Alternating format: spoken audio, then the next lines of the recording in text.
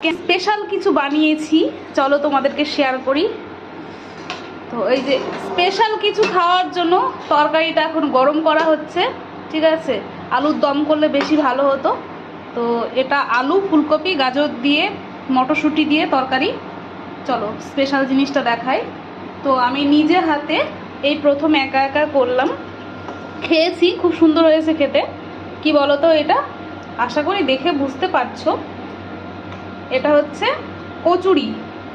একটু ভেঙে দেখাও।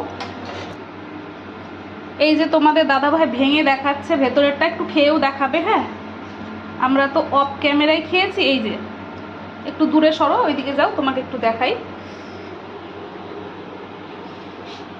রিভিউ দাও কেমন হয়েছে খেতে। খেতে তো খুবই সুন্দর, অলরেডি খাওয়া হয়ে গেছে আমার। তো এটা আমি ধক আসছে। তো বন্ধুরা, এটা আমি গমের আটা দিয়ে বানিয়েছি, ময়দা দিয়ে বানালে ভালো হয়। তো তোমাদের দাদাভাই গমের আটাতেই খাবে, ময়দা দিয়ে খাবে না, যার জন্য আমি বানাইনি। তো খেতে খুব সুন্দর হয়েছে। এই তরকারিটা একটু মানে ঝোল বেশি রয়েছে, ভাতের সাথে কার তরকারি, ঠিক আছে। তার জন্য এখানে আমি একটু ভালো করে গরম করে একটু ঝোলটা শুকিয়ে নিচ্ছি। তো খেতে খুব ভালো হয়েছে। তোমরা যারা যারা খাবে চলে এসো। চলো এখনকার মতো টাটা, নেক্সট কোনো ভিডিওতে আবার দেখা হচ্ছে, চলো।